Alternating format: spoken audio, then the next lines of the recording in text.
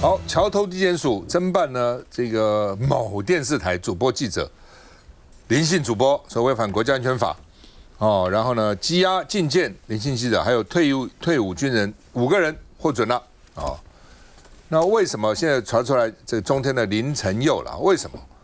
说因为他去年有一个海军陆战队的中士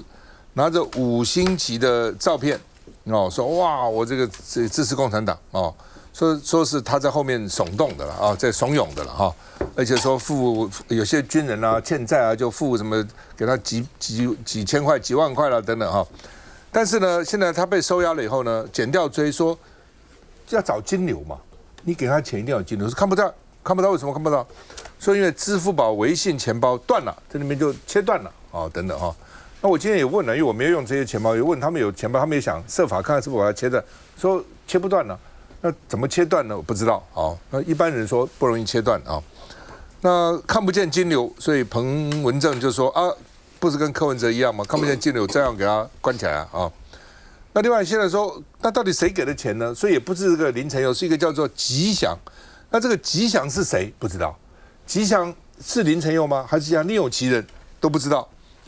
他是中国的人吗？中国人吗？大陆人还是一个组织名称呢？还是一个干部的代号呢？也不知道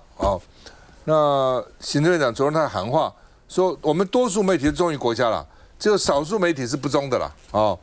那另外这个林承佑绰号叫做追问哥了，说常常追问这民进党这些委员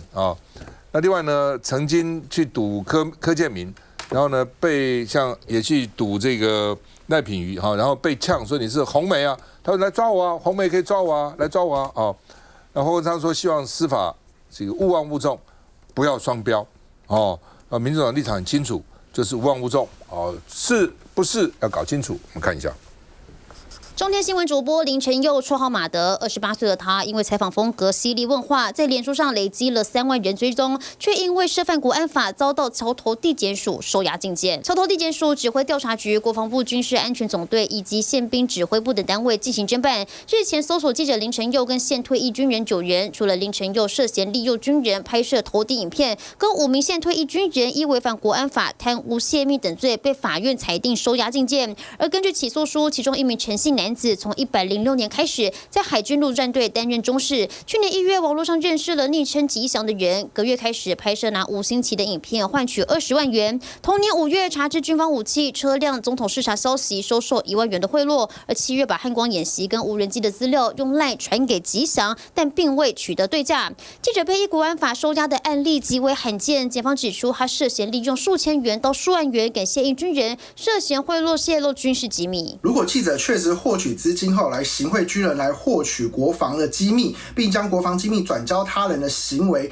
那这样的接续行为分别违反行贿罪以及国安法。那量刑上会考量这个机密的内容到底有多核心，来决定量刑，就是最后刑度会多少。那法定刑度是1年以上7年以下的有期徒刑。只是吉祥到底是谁？外界曾经怀疑是不是就是记者林承佑呢？但根据了解，吉祥可能并非是一个人，也有可能是干部的代号或者是组织的名称。而检方指出，先前陈姓中士的案件搜查时查出了林承佑，但他拿的高额报酬并不是林承佑所提供。后续也陆续查出了其他的国安法相关案件，涉及的人数到底有多少，都还得要进一步追查。来，嘉宇。如果我们现在去金门马祖，还会常常看到这个小心飞碟就在你身边，保密防谍人人有责。这是以前这个国民党这个威权时代一直留下来到现在从来没有改变过。所以到现在，你看前阵子大家说不管是总统府或者是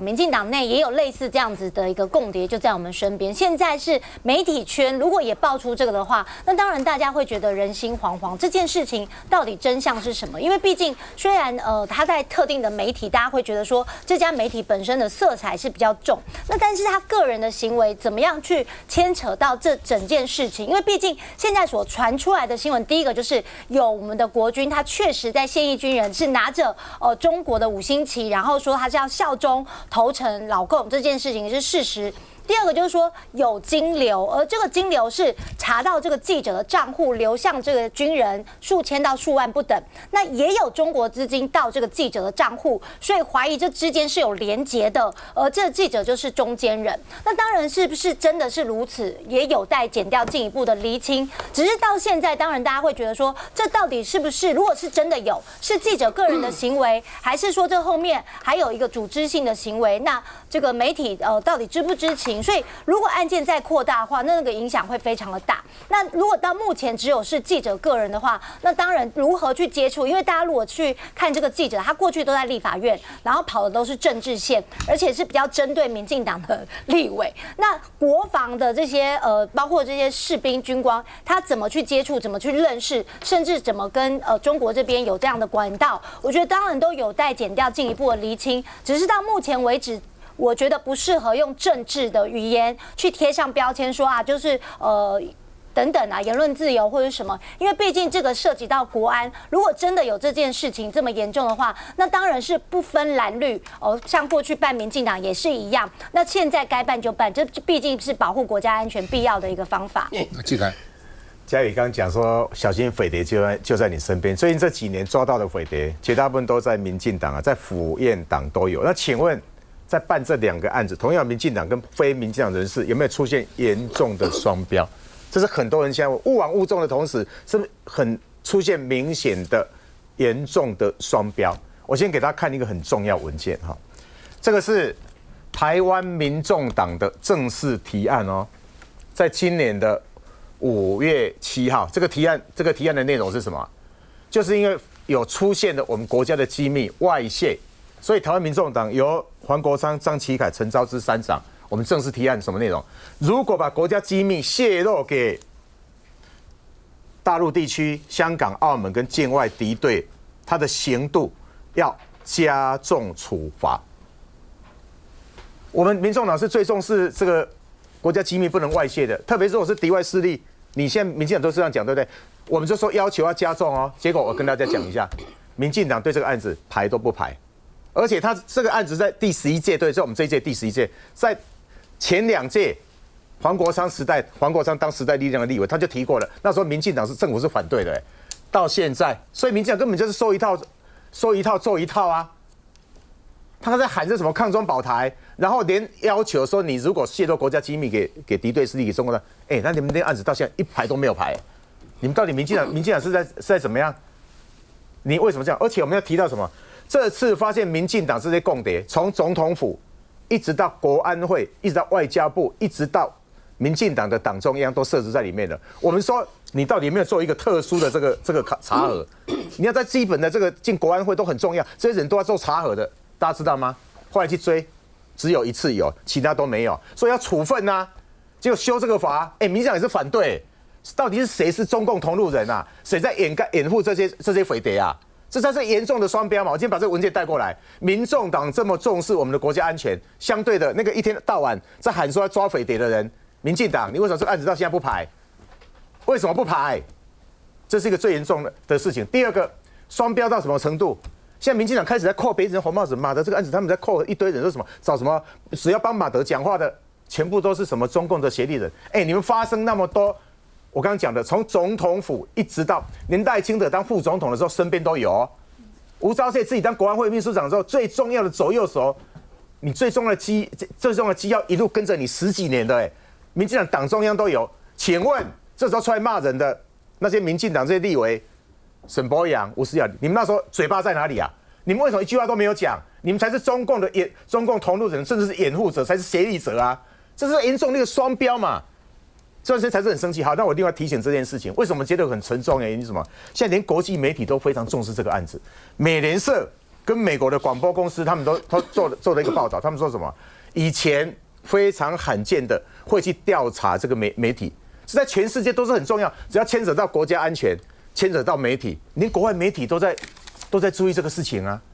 现在等于是国家安全跟这个媒体这个。现在不是说媒体如果真的涉案你就不能办，可是你很清楚这2个都是很重要的因，它等于是2个大石头现在压在中华民国台湾的这个胸口嘛。那你要非常明确啊。刚刚赵大哥念的那整个案情，是不是里面很多都是什么怀疑疑似，对不对？连刚刚嘉颖你自己都讲了，你说你也是讲说什么这个是不是真的，都还有待调查什么那些啊？啊，不是法治社会现在是无罪推定啊！你看那个民进党现在骂人或者某些亲历的这个媒体，他每次讲完之后，你看那个报道下面是不是都写一个在判决之前应该无罪推定，对不对？现在做的都是有罪推定啊。齐一凯是民国76年解严之后报禁开放，所以才能够当记者，我就进了。我们那时候看了很多那种戒严时代的那个，后来解严完之后看了很多文件，戒严时代的文件，白色恐怖的文件，血迹斑斑，那里面有多少是冤枉的案子，多少是错的这个案子？这个案子当然要，这个案当着基于勿枉勿纵，国家安全当然是要查没有错啊。可是是不是应该要明确，应该要更明确，不要去重犯到以前这个错误嘛？连国际媒体都在注意了，所以拜托一下吧。现在不是民进党的这个人士一直在扣别人帽子，请问你在扣别人帽子的时候，你想一想，你之前那一些发生在民进党的这个匪谍案，你有真的好好办吗？包括到现在为止，吴钊燮还在担任我们的国安会秘书长。那时候你产生的不是只有很多那个什么邦交国断交的问题，连那时候我们现任的我们的那个美国驻美代表，现在的副总统萧美琴都出来抗议了。他说很多机密文件都外泄出去了。那请问你们那时候民进党有说人讲话吗？到现在你们还在掩护共谍，还在掩护这个吴钊燮。吴钊燮现在是什么样？不下台，不说明，也不道歉，这个才是最严重的问题嘛。所以我们请说勿枉勿纵这个案子，勿枉勿纵的时候，请不要严重的双标。徐校长好了。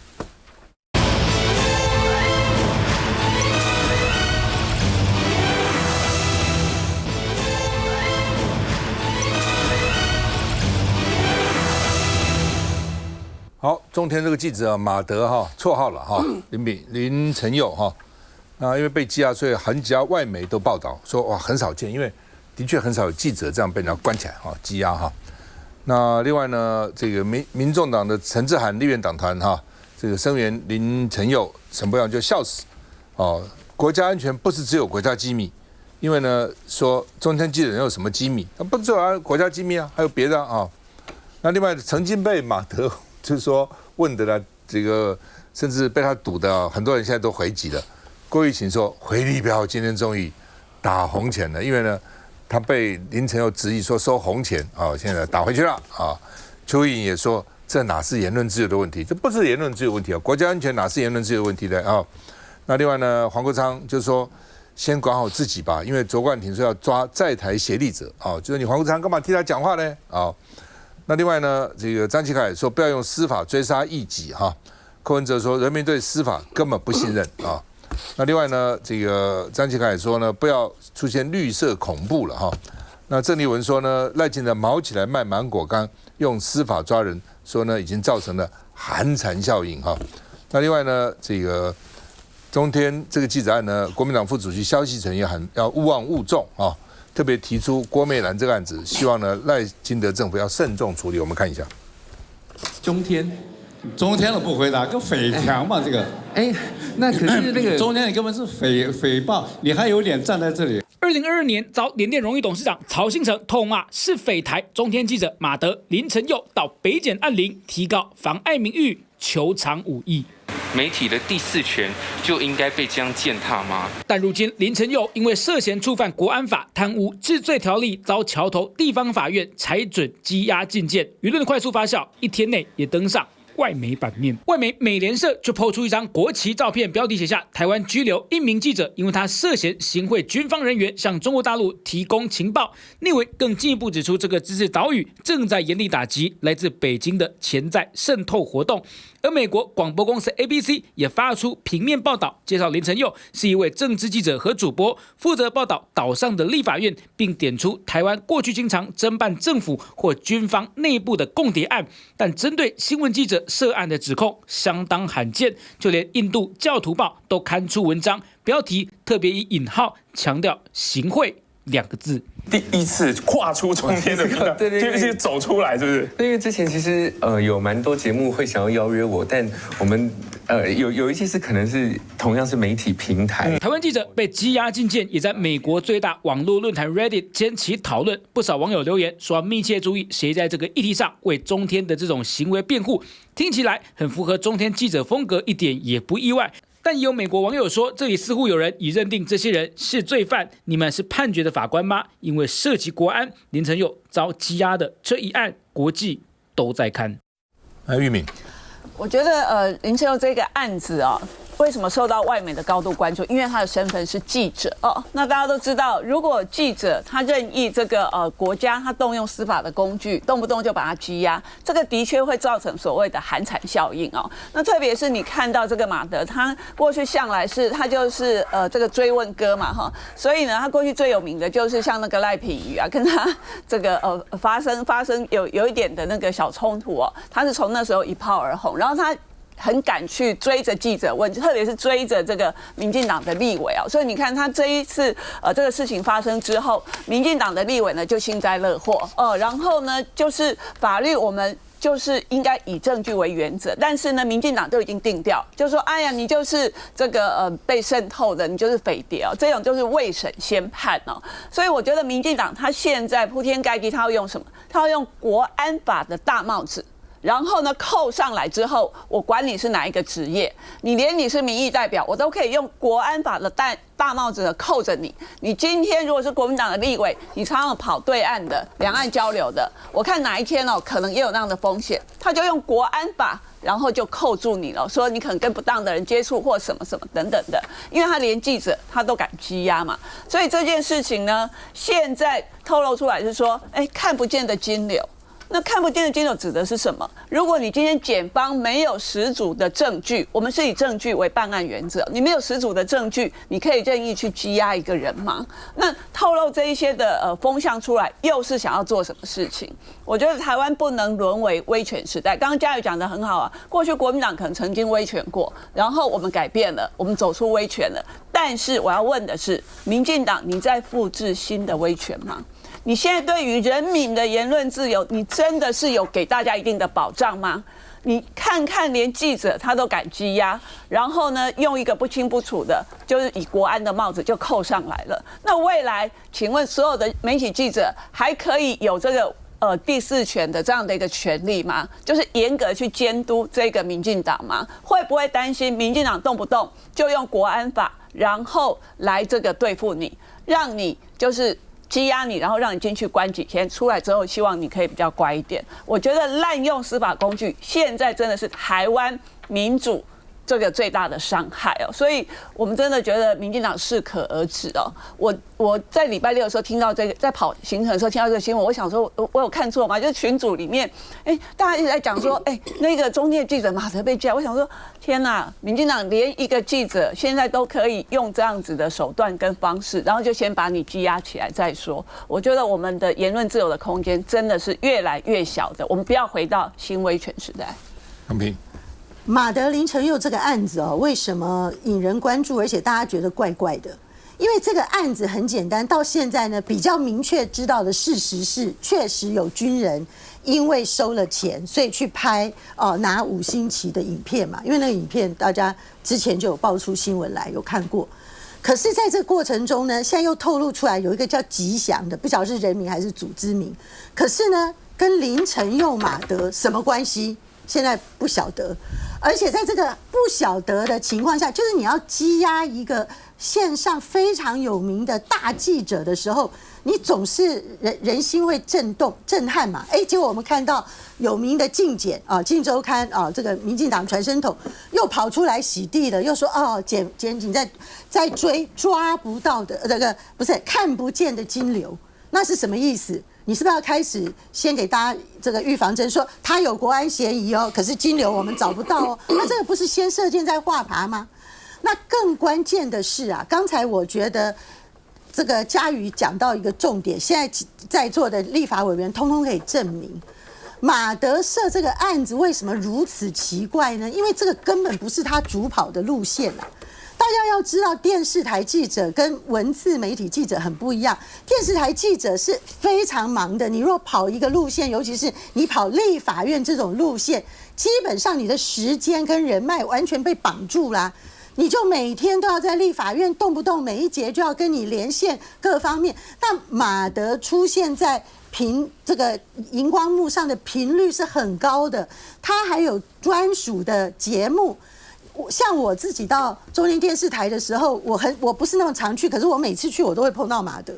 就知道说他根本整个工作的时程，甚至假日，我周末去的时候经常碰到他，他根本人就待在台北，租屋的地方也是台北，然后他采访的对象又是政治人物，特别是民进党的立法委员，他根本就跟这些军人没有什么关系啊！你说今天要透过他哦，你说他如果是一个军事记者，各位想想看，你要去行贿，然后让人家做一些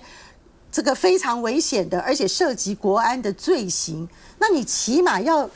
采访对象你要很熟悉呀，你才能够得到人家的信任啊。他根本这也不是跑他的线的，什么都不是，所以大家才会觉得这么错愕哦。然后再加上呢，马德林承佑又是一个每天挑民进党的痛处。而且呢，民进党的几个立委呢，非常有名的明星级立委，都因为他一直追问，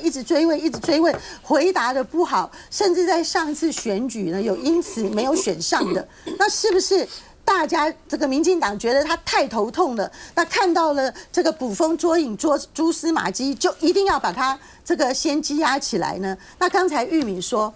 哦，把他羁押起来，是不是要让他心生恐惧？到最后没有拿证据就放了。那12年前，2014年中央社的郭梅兰事件就是这样啊。他当时就说他也涉及国安，然后呢也被羁押禁见，结果出来以后根本无法起诉，证据不足。可是呢，把这个郭梅兰整到什么程度？毁掉了。因为呢，他出来被整个新闻界封杀，他要找工作的时候，他得改名字啊，把他的郭梅兰不敢用本名去处理。然后妈妈因为他呢得了焦虑症，而郭梅兰呢也因为工作因此不顺，很忧郁各方面身体不好，他前不久就过世。所以你说你用这样的方式，你如果不是你真的很有把握哦，然后他是在一个合情合理的一个环境底下，你真的就会让人觉得说，你郭梅兰在那个2014年这个时代这样被整，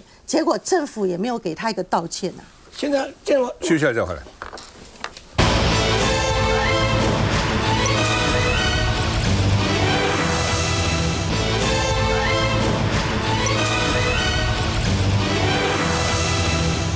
郑丽君到美国去谈判哦，回来呢，哇，立刻见赖清德哦，然后总统一定给他嘉奖，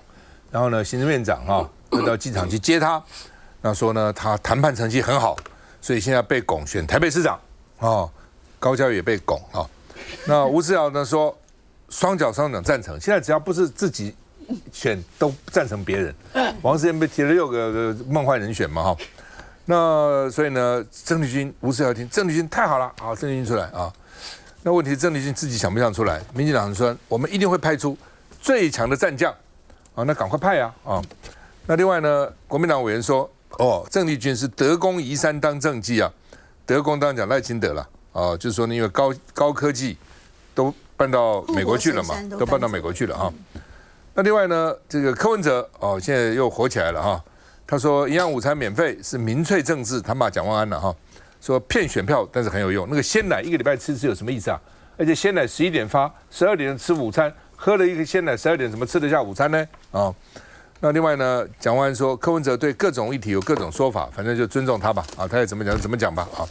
那另外呢，这个台北市政府反酸柯文哲说啊，你们高虹安、新竹市啊、张启凯不都支持吗？哦，那怎么叫做民粹呢？怎么叫骗选票呢？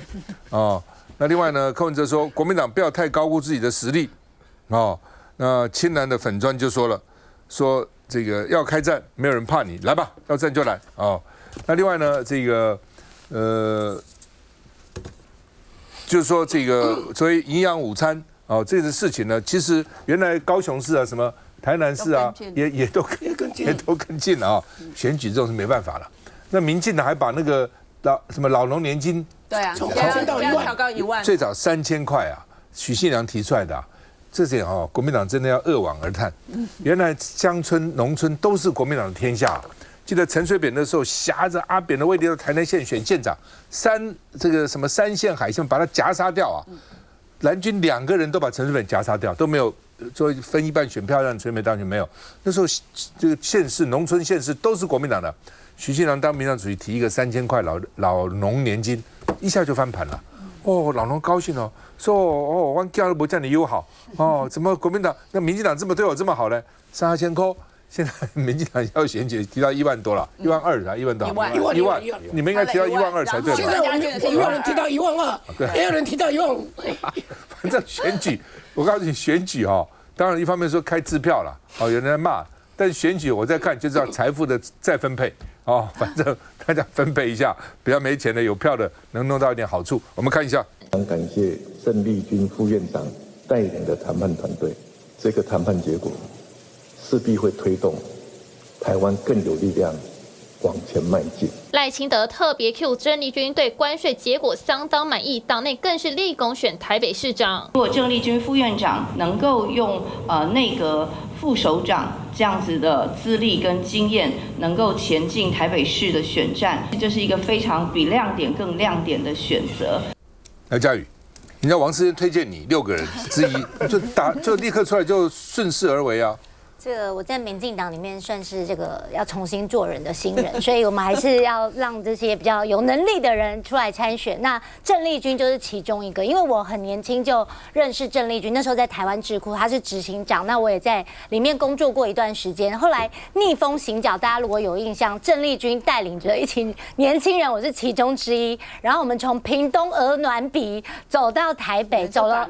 22天，没有，就是2008那时候谢长廷选总统。然后走了这个511公里，我也是其中一个从头走到尾，所以我跟郑丽君就是相处的时间很长。我知道他是一个自律非常高，而且理想性、道德性都非常高的人。那如果他想选举，说实话，他很有条件，早就可以选举了。可是过去其实大家如果有印象，他也曾经在扁政府时候担任过最年轻的青辅会主委，甚至他在野百合学运的时候绝17天的时候要推倒这个万年国代。而且他一路都是吃素的，所以我的意思就是说，他就是一个非常的这个自我要求很高的人。所以这次关税可以谈判有这样的成果，我相信郑丽君他的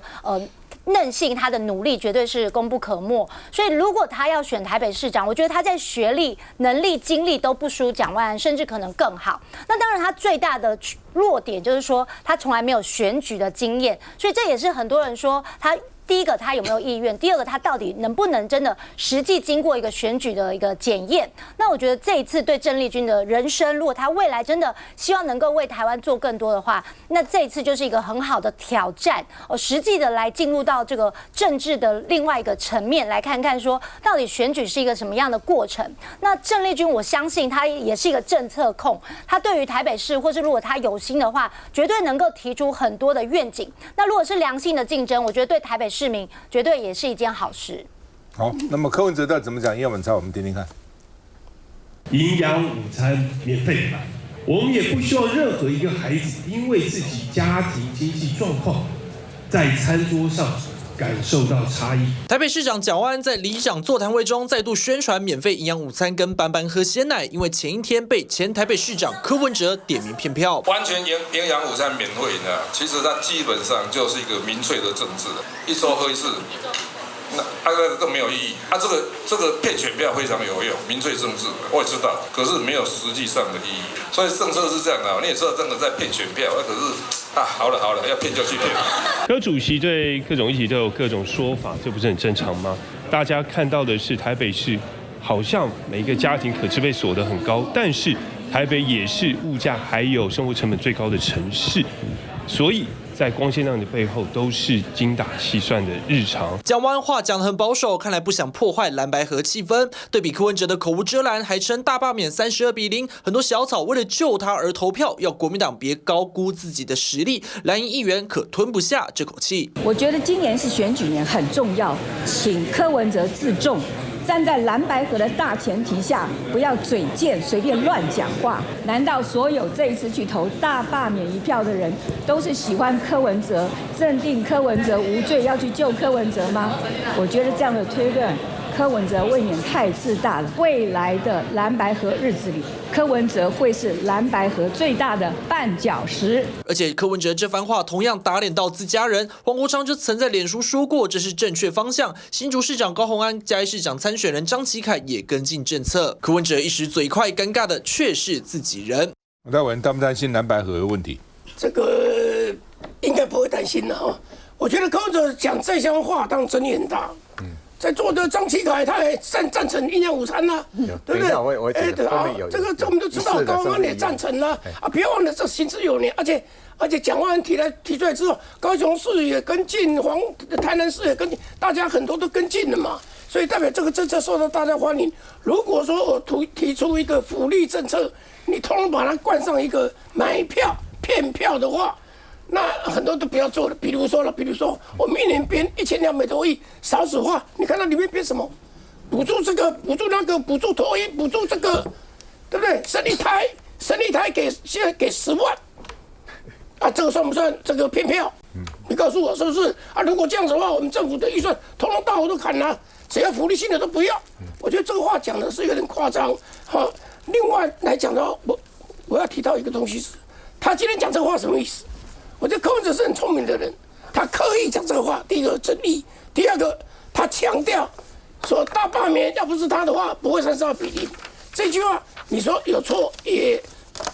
大体上有些东西也不能说有错，因为他关在里面，所以整个的白的票都出来，对蓝白合是非常有帮助的。你看好几个哦，他原来2020年选举的时候，他只有赢一点点。1-2千票、2-3千票的，大概都是因为白银的人出来了，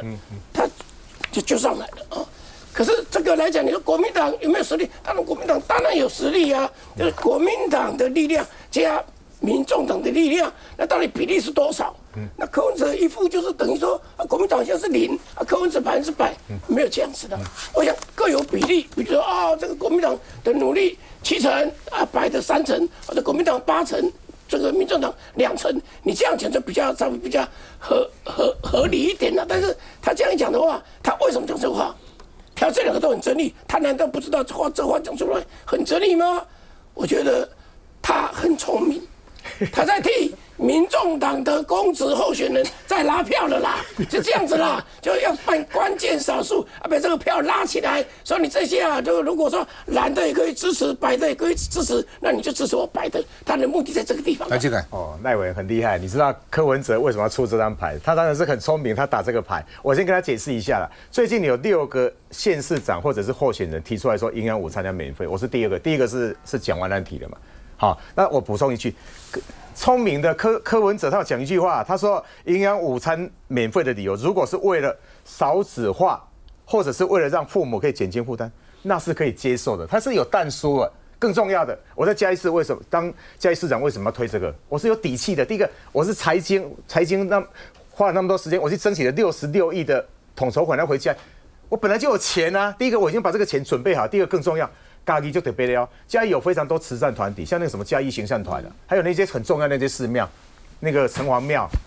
九华山地藏庵有没有？他们都捐钱去帮助那个营养午餐我们钱是有的，不止市政府本来就有，然后因为很多慈善团体跟着公庙，他本来帮助的，所以嘉义是营养午餐要免费没有问题，而且那个菜样还可以再提高，包括那个什么中央专法里面提到那个什么营养的标准食材的那个溯源采购规格都还可以好，所以不是只有免费，它还可以升级，还可以加菜，这个完全没有问题。只是我早讲，现在很多人在问一个问题了，柯文哲到底是会促成蓝白合，还是开始有些余力？你看嘉义，他为了帮我促成蓝白合，他还当我的总干事他现在做什么事情？那个陈嘉平陈议员，他本来也是要参选的，国民党的他退了以后，我们2个都先去看陈嘉平然后我们现在全力在促成嘉义市就是一个蓝白合嘛，所以刚刚赖文讲的没有错，他是聪明的，他现在丢出某些议题，可是这个蓝白合这个方向是不会变的。他被抓去关了，被压了，被关在里面，暗如天日的日子1年他现在有可能去跟民进党合作吗？所以刚才讲那个什么大罢免那个事情，但一方面国民党老讲被罢免这些立委本身也很优秀，也很努力可是这段时间确实很多小草跟民众党的这个人看不下去柯文哲受到司法追杀，也都冲出来，基层已经打成一片了。蓝白合在基层，我是觉得有成功经验，大家已经打成一片的。然后现在民进党还是这么阿把。他到现在有改吗？民进党到现在有改吗？32比0教训完有改吗？还一直往专制的方向在走。我觉得蓝白合，民进党反而是推动蓝白合最大的动力，而且柯文哲从嘉义市出发来当总干事，在这个促成这个蓝白合，整个过来这个蓝白合一路走下去，而且会走到2028，把这个民进党关政民进党把它打下来。徐小姐回来。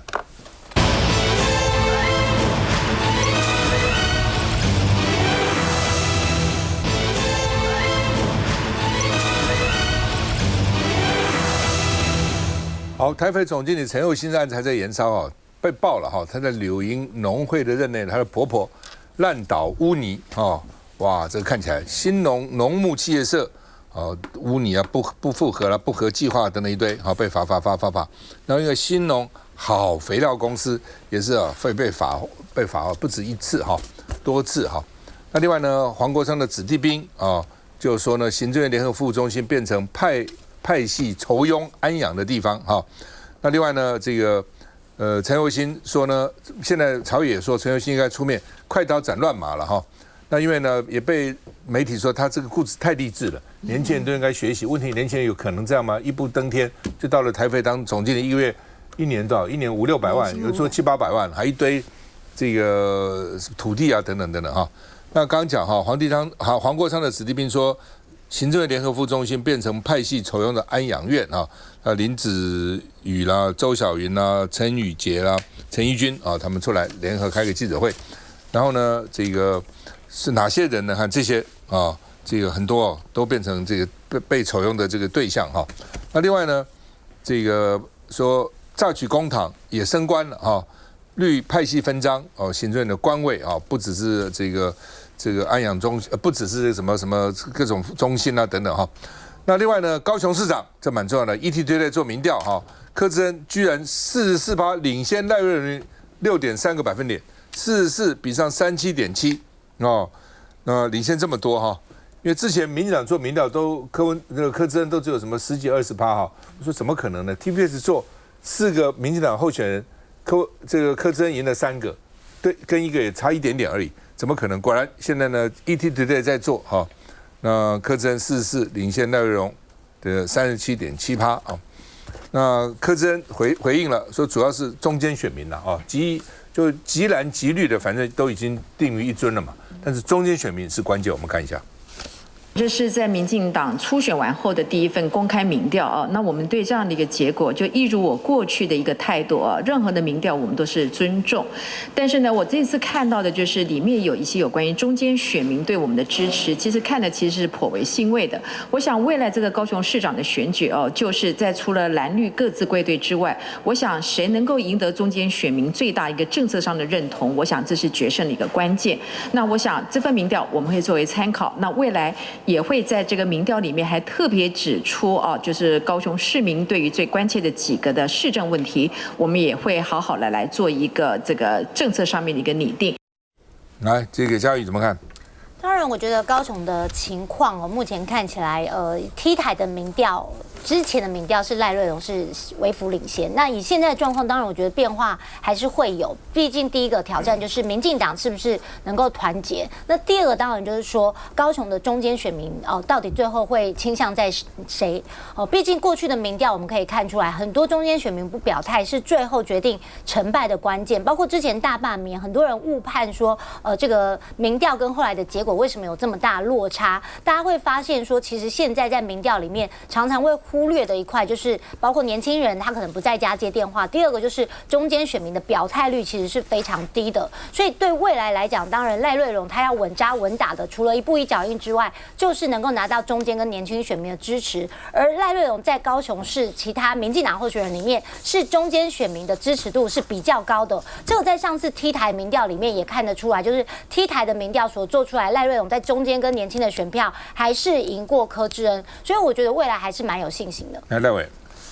这个看起来高雄市的柯志恩是很有机会的了哦。从我们原来刚才大家引用的这个 TVBS 的民调，到现在的 ET Today 的民调，这是等于是民进党这个初选底定之后第一份来公布的民调，对蓝营、对柯志恩的阵营，对我们国民党立委其实都是一个很大的鼓励了，就代表说深耕、努力、口才好。这个论述能力强，基本上来讲，在现在的行政里面都是必备的。柯志恩大家都有这些条件嘛，而且他的论述来讲的话，都很铿锵有力，而且弄得很清楚，要讲得很清楚哦。所以看起来，大家看南部这几个县市，大概就高雄市是最有机会，就最有机会。其他的新荣界，我认为也有机会了哦，苏金泉也都有机会哦。那齐凯，我们也是祝福，也是应该有机会，一起努力。蓝白合，我觉得现在整个你可以看到赖清德怎么这么的压霸，把台湾活生生的变成一个专制独裁的国家？立法院通过了3读法案，为什么可以选择性执行呢？吃定立法权。现在来讲，赖清德的行政权结合司法权，大法官等于把立法权全部掏空。光这个事情，其实因为这个太高了、太深了，老百姓不一定听得很清楚。但是我觉得大家用口语化的去讲，那大家会接受说，这样的赖清德的民进党政府要不要下台？当然要下台，从高雄市开始。这个台肥总经理陈佑兴的事件实在是非常非常严重，他已经超过民进党只是酬庸的这种犯了政治忌讳的问题他不仅不服资历呢，他根本现在他所涉及的各种案子，特别是他婆婆家的这个案子呢，根本就证明说他本身行事不端呐。大家知道她婆婆的那个倒污泥案7年前已经判刑定谳的那个案子呢，他们婆家开的叫做兴农公司，这个陈佑兴之前在那里是当经理的，然后他们当时爆发了这个倒污泥不当的倒污泥，然后环境污染以至于她婆婆都判刑定谳的这个案子是倒在什么地方呢？就是这个陈佑兴担任柳营农会总干事的时候的地，就他自己又是总干事，然后他又包庇他的夫家跑去倒那些污泥，然后他的公公呢曾经是台南的议员，结果他在议员的时候又涉及贿选，然后陈佑兴本人的学历呢假的。买来的，然后也是法院呢认证的，因为他当时说什么他是受害者，可是很奇怪的，他买这个博士学位30万，然后另外的人买硕士学位要花70万，所以他的争议如此之大，然后本人私德这么有问题，然后看起来他的家族呢说什么他跟总统府很熟，家族很有实力，那个家族有实力都是地方勾结的特别把那个地方的环境污染成这样，而且都判刑定谳的一个罪犯，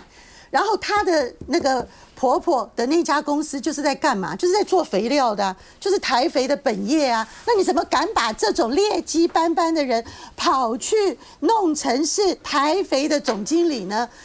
嘉宇你们民进党要出来管一管太难看了体感。刚刚那个最新那个民调柯志恩确实是有机会的，不过老讲审慎乐观，因为现在看起来每个民调里面看起来是有呈现那个垃圾，不过高雄现在看起来比较乐观，反而现在看起来中改现在挑战更大了因为老讲确实陈亭妃的实力确实看起来比较接地气，确实比那个林俊宪还强。那现在如果是陈亭妃出现，中改还要老讲这个胜算看起来有稍微在往下降，不过这2都都是有机会要这个看起来就是都在角力当中。那刚讲的这个是非常严重的问题，民进党破坏台湾不只是违法乱纪，整个那个法治跟民主根本被挖的同时，他们酬庸的非常多人。大家知道吗？我们每一年的总预算有3兆的这个同时，我们另外还有很多基金跟国营事业这个以前大部分用的都是专业的人，就是说我们找了一个国营事业，你说中油或台电，那基本上他这个很专业，是帮人民要赚钱而且解决问题的。像民进党都不是，他们都随时要空降一个人进来，光是个台委人事从上市的董事长到这是总经理，然后呢，我跟你讲，连那个行政院各个区里他是在各区设这联合服务中心，对不对？执行长、副执行长，他那人都一进去那个薪水都是上百万的，结果出现多离谱的事情。黄国昌最近这几天，为什么他们跑出来抗议？旁边他在一些办公室的主任，黄国昌说办公室要去查，给那个行政院一个文说你跟我讲，你各个联合服务处，你的执行长是多少钱，副执行长是多少钱？各个你知道行政院来回答不？他给他回一个函，一共第一个这牵扯到个人资料保护法第二个，这个是属于个人的这个机密，所以我们要去问完以后，他才能够回答。你这立法院怎么去监督一个钱是来自立法院。这个第一个，他完全不接受，行政院不只是独大，他连这最基本的民主国家要接受监督的，而且拿我们人民纳税钱，你问他说你领多少钱会不会太多，你要好好监督，他连资料都不给你，这是一个。第二个，很严重的是很多的基金跟国营事业，那个几东西 UCC。像中央畜产会董事长本来不用钱，1毛钱都不用，他大部分都是以前是农委会的这个副主委，就是像农业部的这个次长本身去兼，1毛钱都不要，就零充钱下来，他自己去那边可以领到400-500万的这个钱还配车，然后那个很多那个编制都是以前没有，他们一方面那个钱在增高的同时，因为加了很多人去，然后你看弊案那么多，你没办法查，然后人事费用他们都用他自己酬庸的这个人。然后讲，现在很多人苦哈哈的同时，你去看看民进党弊案这么多，浪费我们人民这么多钱的同时，他们每个人都为其要位，然后你也有赚那么多钱，整个那个法治都是崩坏的，非常非常的严重。我觉得像这些人都行政院联合服务中心什么执行长啊、副执行长这些。就是拿公帑的，拿公帑什么保密呢？没有什么机密呢？职位的什么机密？职位薪资。你现在问什么部长因为拿多少钱？这是什么机密？这到底什么机密呢？对啊，就是所有来自于公务预算都要受到监督哦，所以行政院那个回函呢，那个是不可以的哈，因为他领的不是民进党家的钱哈，领的是人民的纳税钱。那你可以看到这样的一个酬庸，刚刚讲到这个台北的总经理哦，我觉得这个真的很离谱哦。之前吴怡敏的时候，大家觉得离谱，我觉得这个更离谱哦，因为他的资历跟吴怡敏根本没有办法相提并论哦。吴怡敏至少还有一点资历，他根本就只是一个地方的这么小的地方的总干事哦。我觉得这样子就给他酬庸这么好的一个位置，而且重点是现在他有一些弊端，无论是学历或者是他婆家的一连爆发出来。那请问赖清德总统到现在？他有觉得这件事情很严重吗？还是因为他们家族对他的贡献很大，辅选非常的卖力，所以就可以睁一只眼闭一只眼？那你这个就是非常严重的双标嘛！我要说的是，台湾没有人才了吗？